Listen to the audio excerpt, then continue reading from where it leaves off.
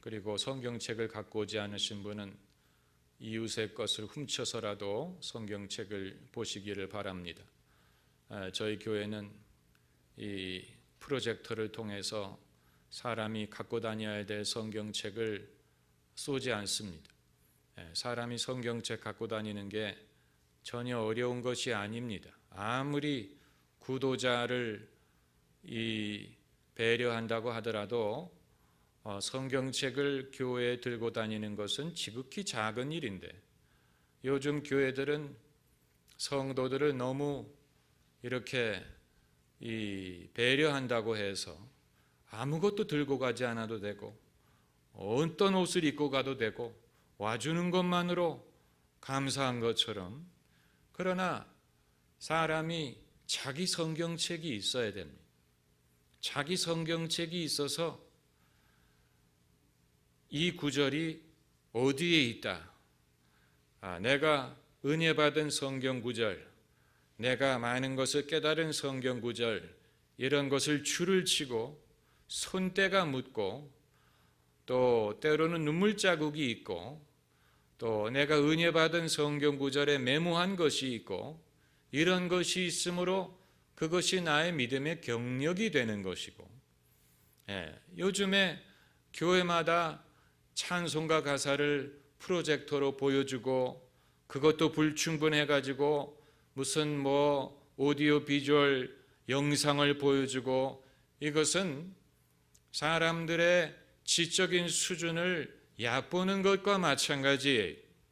성도들은 얼마든지 성경 구절을 듣고 읽음으로 당시 상황을 상상할 수 있고 그것을 얼마든지 깨우칠 수 있는데, 마치 유치원 학생들에게 하는 것처럼, 초등학생들에게 인형극을 보여주는 것처럼 어른들에게 그런 어떤 영상을 통하여 말로도 얼마든지 전달할 수 있는 것을 그런 식으로 깨우치게 하는 것은 이 성도들의 수준을 무시하는 것이고, 성령이 역사하실 수 있는 공간을 좁히는 것과 마찬가지입니다. 성령은 바람과 같고, 또 성령은 사람이 입으로 선포하는 말씀을 통하여 우리 마음속에 역사하시는데, 사람들은 그것을 자꾸만 정형화시키려고 하고 손으로 붙잡으려고 하고 거기에 미련을 갖고 내가 경험한 대로, 내가 깨달은 대로 사람들이 그대로 본받기를 기대하는데, 성령은 바람과 같이 역사하시기 때문에 어느 한순간이 지나면 그것을 붙잡을 수 없지만, 그 순간에 하나님이 충분히 주시는 깨달음과 또 은혜와 지혜를 얼마든지 우리가 경험할 수 있습니다. 여러분, 성령의 순간적인 역사를 우리가 소홀히 여기면 안 됩니다. 성령은 바람과 같이 역사하십니다. 성령이 역사하실 수 있는 기회를 최대한 드려야 됩니다. 우리가 그것을 보장할 수는 없습니다. 내가 원하는 시간에 내가 원하는 방법대로 성령이 역사하게 하실 수는 없지만, 성령이 원하시는 시간에 당신이 원하시는 방법으로 역사하도록 내가 협조해 드리면 됩니다. 성령이 나에게 협조하시는 것이 아니고 내가 성령에게 협조하는 것입니다. 그게 바로 성령과 동행하고 성령을 쫓아 행하는 것입니다. 성령이 우리와 쫓아 행하시는 것이 아니에요. 우리가 성령을 쫓아 행하는 것인데, 그것은 많은 신앙의 경험과 훈련을 필요로 하지만, 소위 감을 통해서 알 수 있는 것처럼 이 운전을 할 때 말로 설명할 수가 없고, 사람이 감을 가질 때까지 가르쳐야 될 필요가 있습니다. 운전을 할 때, 주차를 할 때 그걸 어떻게 말로 설명합니까? 감을 느껴야 됩니다. 이렇게 하니까 되더라. 운전을 이렇게 하니까 되더라. 감이 오면 숙련된 운전자가 되는 것입니다. 영적인 것도 마찬가지. 영적인 것을 내가 다 말로 설명할 수 있는 것이 아닙니다. 그러나 성도들마다 하나님이 인도하시는 대로 감을 느낄 수가 있습니다. 은혜라는 것이 이런 것이구나. 성령이 주시는 은사라는 것이 이런 것이구나. 성령의 감동이 이런 식으로 역사하는구나. 성령이 역사하실 때 사람들이 이렇게 반응하는구나. 이런 느낌이 올 때 이것이 성령이 주시는 느낌이구나. 감을 통해서 알 수 있습니다. 한 번 그것을 경험하면 그 다음에 또 성령이 같은 방법으로 역사하실 때 이제는 익숙하기 때문에 압니다. 성령이 이 대목에서 역사하려고 하시는구나. 성령이 이런 방식으로 오늘 우리에게 은혜를 주려고 하시는구나. 그것을 우리가 억지로 만들 수는 없지만 성령이 원하실 때 우리가 그것을 알고 길을 비켜드리고 협조하고 따라갈 수는 있다는 것입니다. 굉장히 중요한 것입니다. 이건 말로 설명할 수 없고 말로 다 말할 수 없지만 여러분이 감을 잡으면 이미 여러분 중에는 그게 어떠한 것인지를 아는 분들이 많이 계실 줄로 믿습니다. 그래서 이 기름 부음이라는 것은, 기름 부음이라는 단어를 제가 많이 사용하지는 않습니다만은 기름 부음에는 예수 그리스도께서 기름 부음을 받으신 분입니다. 그리스도라는 말 자체가 기름 부음을 받은 자라는 뜻입니다. 크리스토스란 말은 이 헬라어고 히브리어는 마시아, 메시아라는 뜻인데 메시아라는 말은 기름 부음을 받았다라는 뜻입니다. 예수님이 최고로 궁극적으로 기름 부음을 받으신 분입니다. 그래서 예수님을 통하여 우리가 하나님께 나아갈 수가 있고 예수님이 우리의 대제사장이 되실 수가 있고 예수님이 우리의 랍비요 우리의 스승이요 예수님을 통하여 우리가 구원을 받을 수가 있는 것입니다. 그리고 교회에 하나님이 기름 부음을 주셨습니다. 이것은 개교회를 말하는 것이 아니고 오순절날 성령을 주신 이유로 어디든지 예수 그리스도를 구주로 믿는 모든 교회에는 하나님이 주신 기본적인 기름 부음이 있습니다. 그렇기 때문에 교파와 교단을 초월해서 세상에 어디 있는 교회든 흩어져 있고 중앙 집권 제도가 아님에도 불구하고 작은 교회든 큰 교회든 유명한 교회든 독립교회든 외떨어져 있는 교회든 간에 모든 교회에 하나님이 주시는 은혜가 가능한 것입니다. 이건 신비한 것입니다. 개신교는 가톨릭 교회처럼 중앙 집권제가 아니에요. 서로 떨어져 있습니다. 서로 연결되어 있지 않은 교회가 많아요. 그렇기 때문에 이 개별 교회가 어떻게 믿음을 제대로 유지하고 어떻게 거기에 하나님이 다 관여하실 수 있느냐? 그것을 가능하게 하는 것이 교회에 주신 하나님의 기름 부음을 통해서입니다.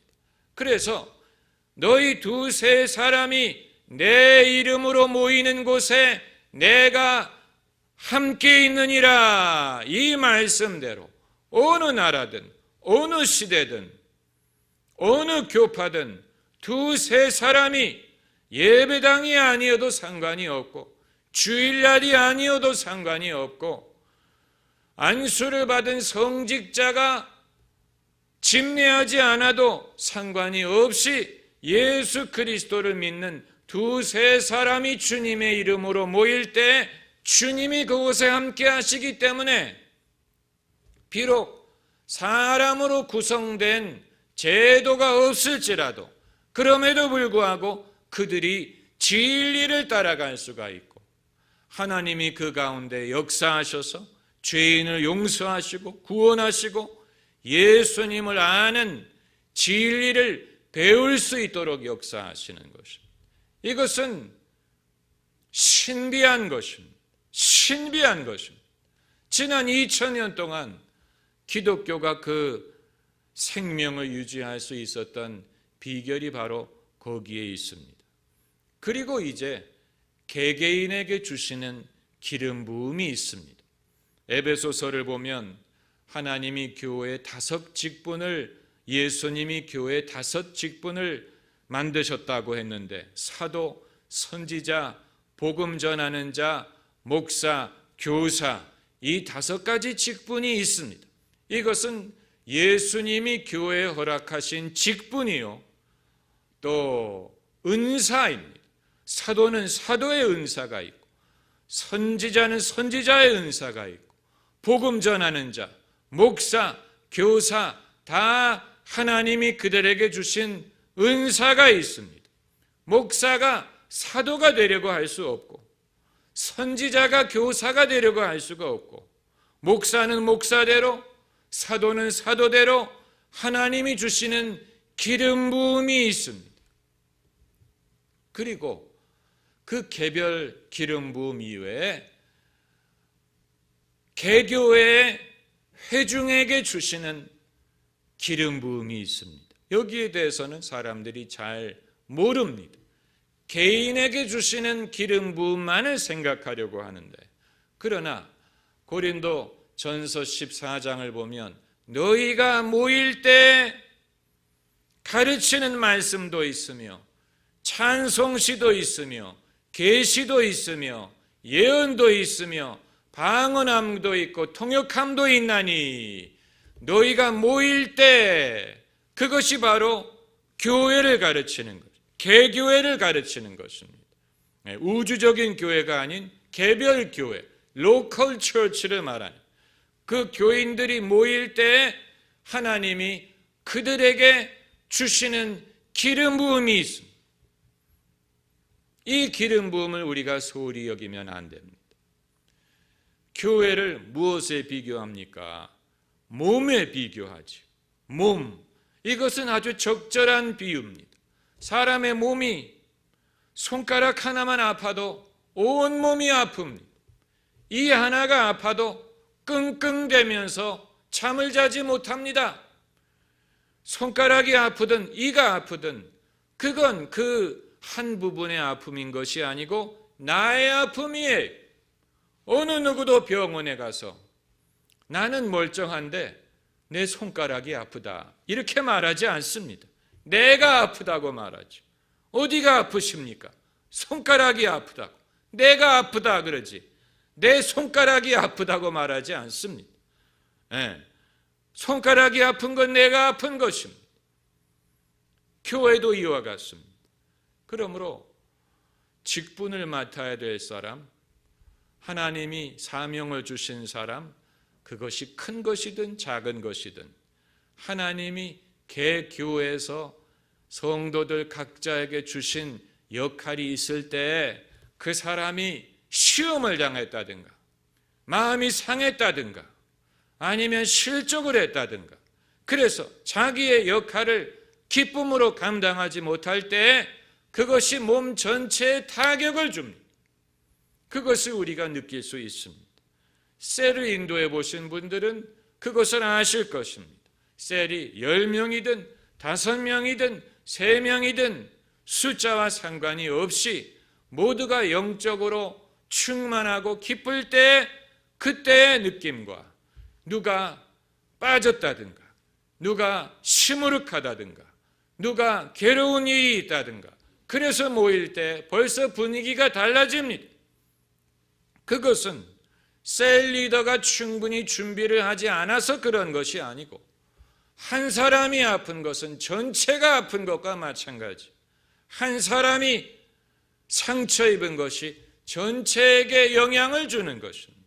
그래서 같이 아파하고 같이 기도하고 그것을 위하여 함께 믿음을 사용하게 하시는 것이죠.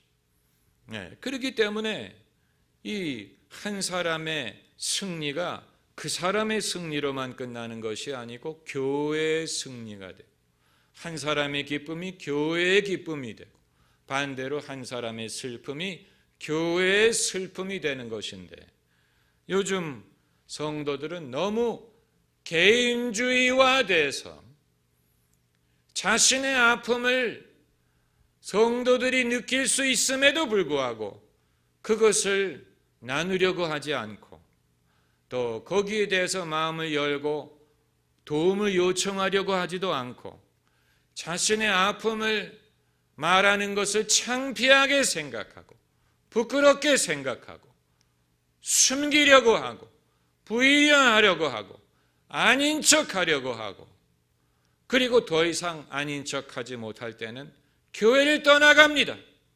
나는 너무 부끄럽기 때문에, 나는 너무 민망하기 때문에 교회를 다닐 수 없다라고 생각하는데, 여러분, 우리가 그런 식으로 생각하면 이 세상에 교회를 다닐 수 있는 사람은 아무도 없어요. 민망할 거리가 없고 창피할 거리가 없고 부끄러운 일이 없는 사람만이 교회를 당당하게 다닐 수 있다면, 도대체 이 세상에 교회를 다닐 수 있는 사람이 누가 있다는 얘기입니까? 그런데 사람들은 예수님이 죄인을 찾으러 오셨고 건강한 자는 의원이 필요 없다라고 말씀하셨는데도 불구하고 자기가 너무 민망하다, 민구하다, 창피하다, 면목이 없다 이렇게 생각하면 교회를 등을 지고 숨기려고 하고 피하려고 하는 사람들이 많아요. 이것은 21세기를 사는 현대 기독교인들의 허영심이에요. 허영심이에요. 사람과 사람 간에는 허영심이 있을 수 있지만 신앙적인 관계에서 허영심은 그 사람을 고립시키고 그 사람을 소외시키고 교회라는 하나님이 세우시는 것을 무력화하고 그 혜택을 사용하려고 하지 않고, 하나님은 너희 죄를 서로 구하며 병 낫기를 위하여 기도하라고 말씀하셨는데, 우리는 죄를 구하려고 하지도 않고 죄를 숨기려고 하고 서로에게 구하는 것은 상상할 수가 없습니다. 왜 그렇습니까? 허영심 때문에 그런 것입니다.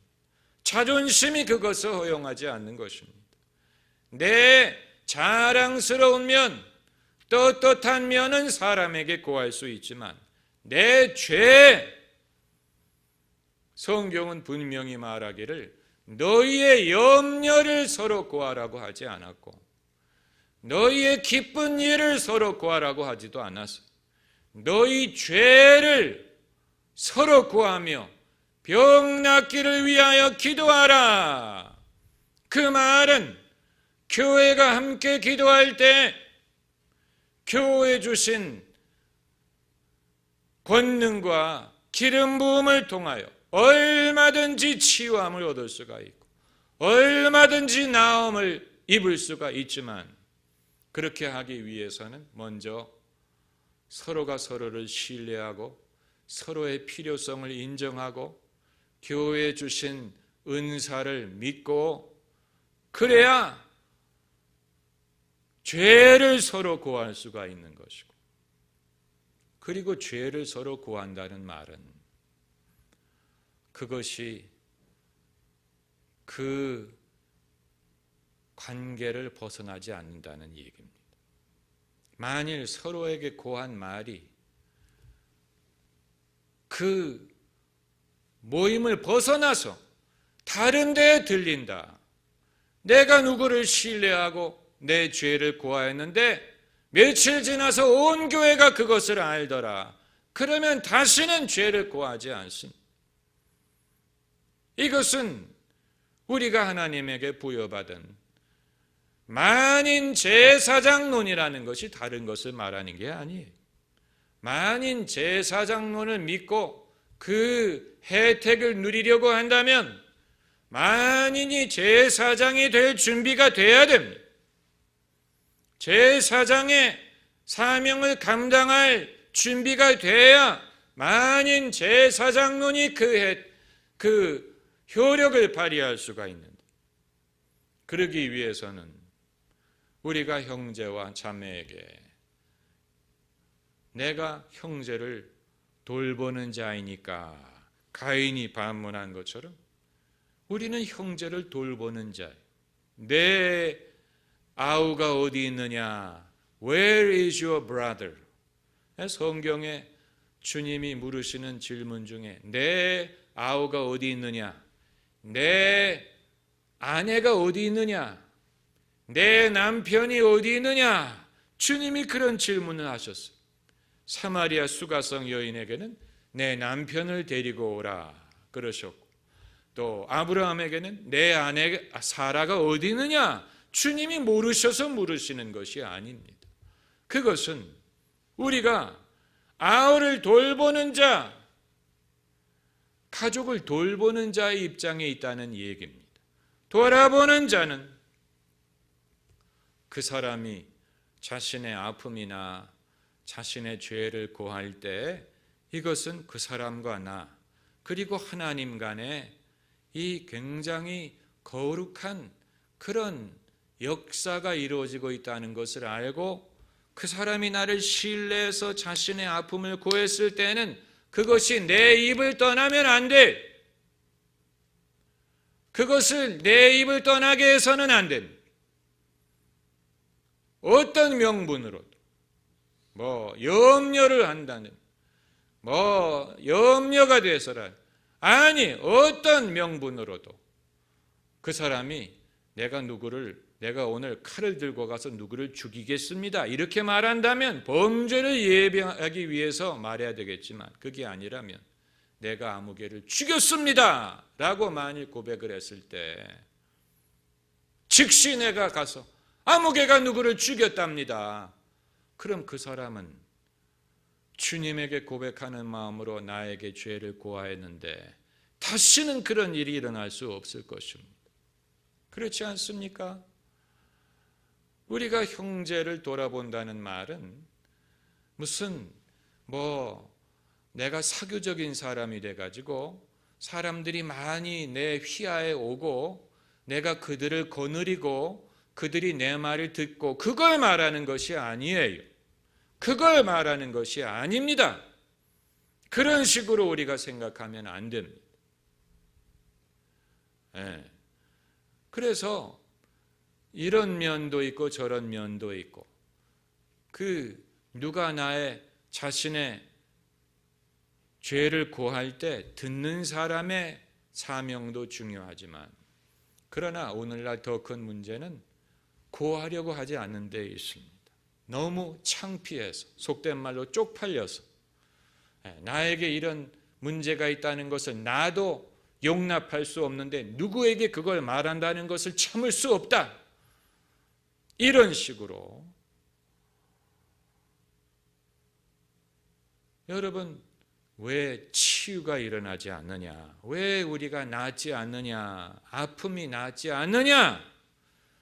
주님이 은혜를 주시지 않아서가 아니, 하나님은 당신의 교회에 얼마든지 큰 역사를 이루실 수 있는 기름 부음을 허락하셨어요. 그런데 우리가 그것을 사용하는 법을 몰라요. 그리고 그대로 하려고 하지 않습니다. 그것보다 더 중요한 것은 나의 의로움을 내가 변론하느라고 바빠요. 나의 의로운 모습을 사람들에게 보여주느라고 바빠요. 나는 의로운 사람이에요. 나는 옳은 사람이에요. 나는 문제가 없고, 나는 이런 식으로 나의 의로움을 사람들에게 보여주느라고 바쁜데, 실제로 의로우냐? 안 의로워요. 의롭지 않아요. 건강하냐? 안 건강해. 행복하냐? 안 행복해. 화목하냐? 안 화목해. 기쁘냐? 안 기뻐요. 거룩하냐? 안 거룩해. 그러나 그것을 인정하는 것은 너무 괴로운 일이고 너무 창피한 일이고, 그러다 보니까 안 아픈 척,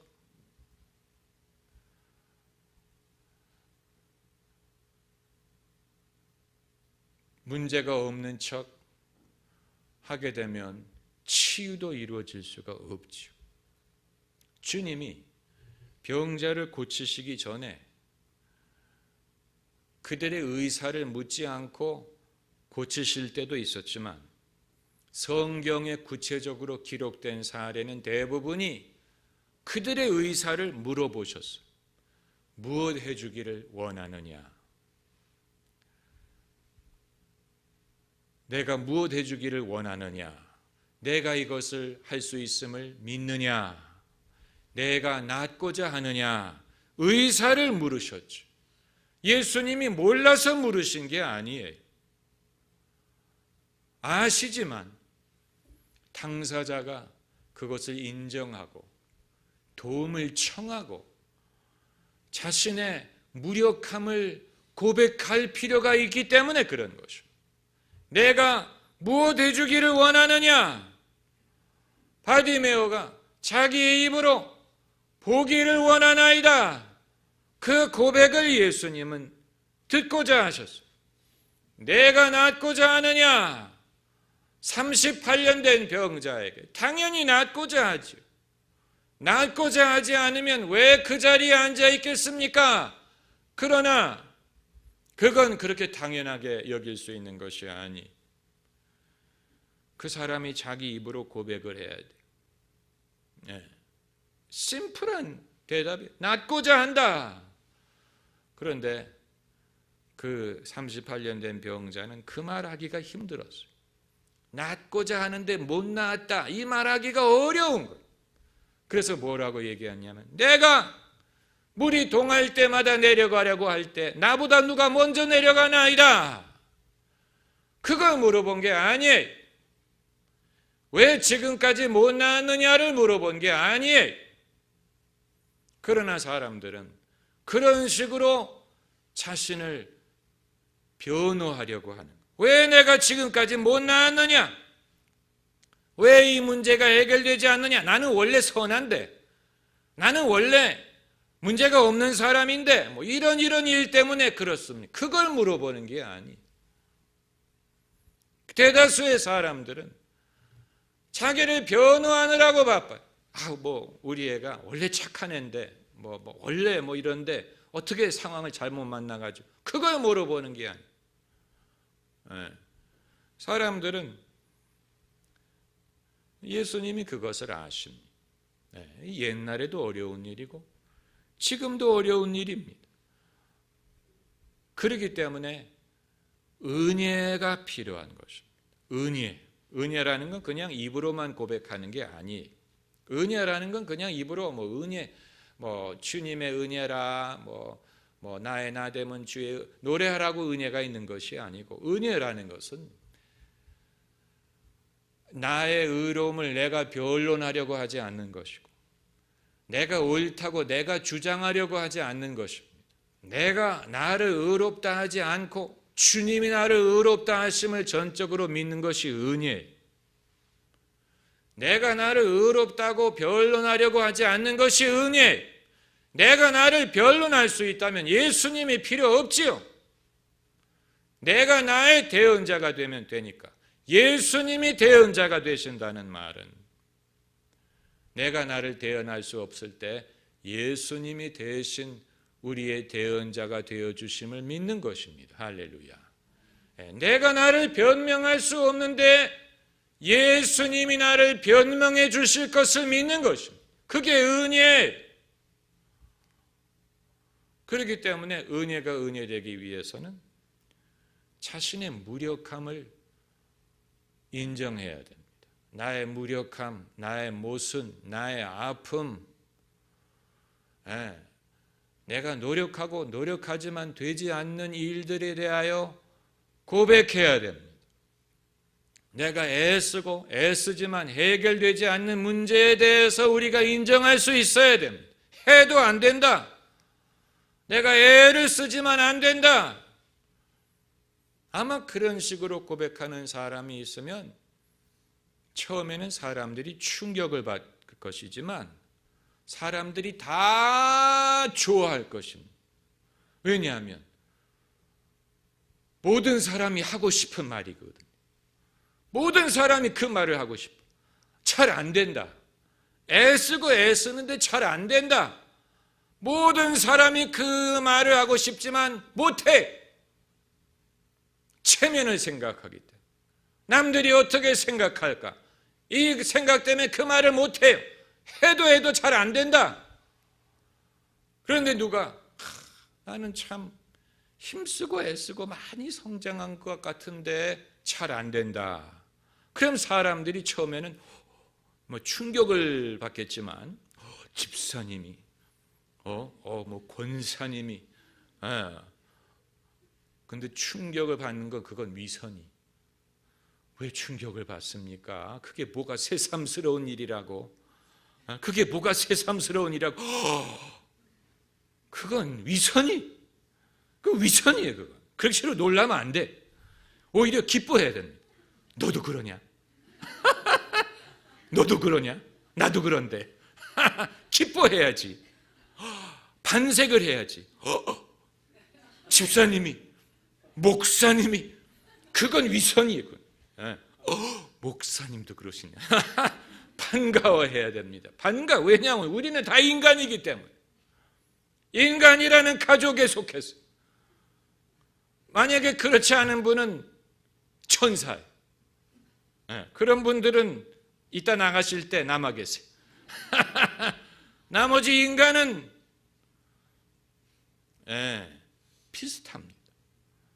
인간은 비슷합니다. 우리가 가까워질 때가 언제예요?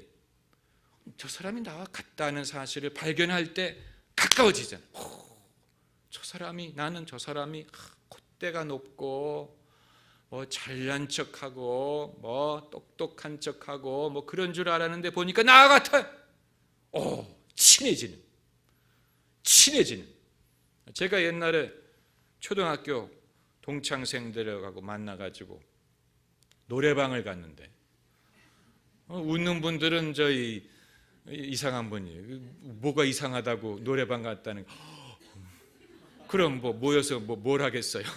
밥 먹고 나서 뭐 합니까? 서로 노래방을 갔어요. 그래서 이제 서로 돌아가면서 노래 불러야 되잖아요. 책을 펴놓고 자기가 부를 수 있는 곡을 이제 찾아가지고 그래서 무슨 곡을 부를까 하다가 DJ와 함께 춤을 그 곡을 선택했어요. 그 곡을 아시는 분은 아시겠지만